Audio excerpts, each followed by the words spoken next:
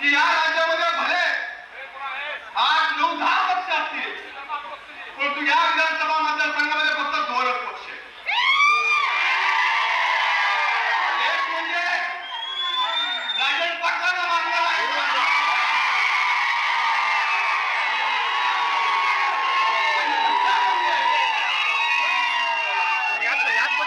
आणि दुसरा म्हणजे आपली सभा पूर्ण ऐकणाऱ्यांपैकी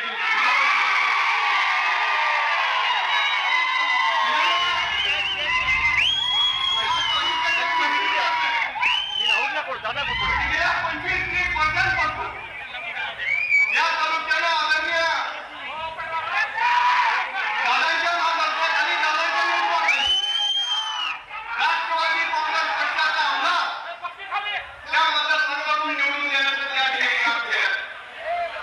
आज जवळजवळ 13 जिल्ह्यामध्ये आपण पाहिलं तर भोर विधानसभा मतदारसंघामध्ये राष्ट्रवादी काँग्रेस पक्षाचा पायरेला म्हणून त्या ठिकाणी उघडला. पायरेला म्हणून एक घर या जिल्ह्यामध्ये आमच्या तालुक्यानं त्या ठिकाणी निर्माण केलेले आहे. तेव्हा दादा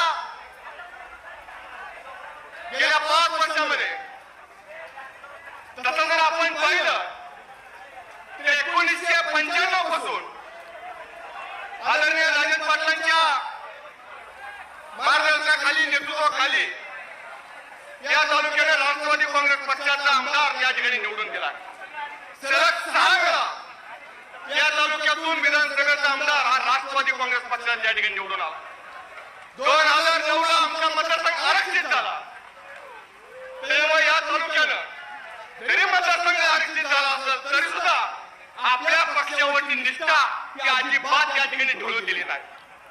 आरक्षित मतदारसंघ असताना सुद्धा या तालुक्यानं सलग जो तुम्ही उमेदवार द्याल त्या उमेदवाराला या ठिकाणी विधानसभेमध्ये काम करण्याची संधी या तालुक्याने त्या ठिकाणी दिली.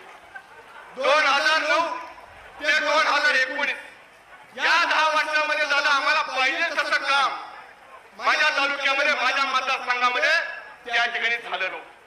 ज्या अपेक्षा आमच्या मतदारसंघाच्या होत्या, ज्या अपेक्षा आमच्या शेतकऱ्यांच्या होत्या, ज्या अपेक्षा माझ्या तरुण वर्गाच्या होत्या, त्या आम्ही त्या ठिकाणी पूर्ण करू शकलो नाही. ही शोकांतिका आहे. परंतु 2019 ला तुम्ही अतिशय चांगला खमक्या आमदार आम्हाला त्या ठिकाणी दिला. यशवंत माने यांच्या रूपाने या 5 वर्षामध्ये आम्हाला जे अपेक्षित होतं त्याच्यापेक्षा 10 पट चांगलं काम यशवंताच्या मानेने या मतदारसंघामध्ये त्या ठिकाणी केलं. पण हे सगळं पुण्याच्या जीवावर झालं तर ते एक म्हणजे फक्त अजित दादा पवार यांच्या रूपानं ते आपल्याला त्या ठिकाणी निवडून मिळू शकला. आज दादा मला अभिमान वाटतो या सोलापूर जिल्ह्यामध्ये सगळ्यात जास्त निधी जर पुणे आणला असेल तुमच्या नेतृत्वाखाली तर यशवंत तात्या माने साहेबांनी त्या ठिकाणी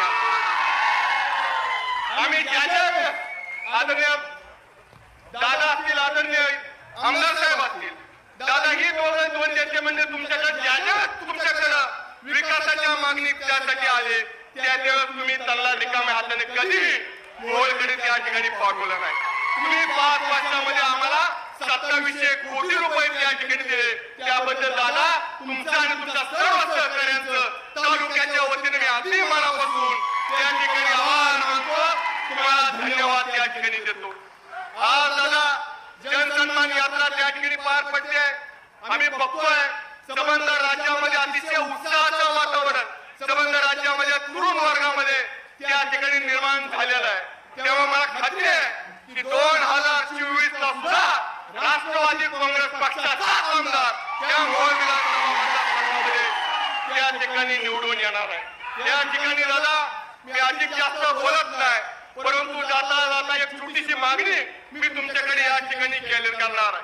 दादा माझा मतदारसंघ हा संपूर्णपणे उजनीच्या पाण्यावर त्या ठिकाणी अवलंबून आहे.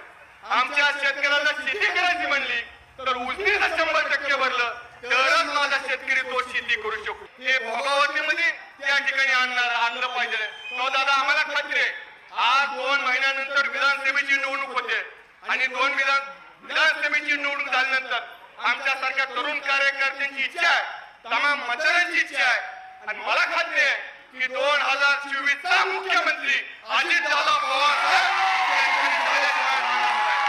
आम्हाला खात्री आहे की येणाऱ्या काळामध्ये हे ज्या आमच्या सगळ्या मागण्या आहेत ते तुम्ही त्या ठिकाणी पूर्ण करण्यास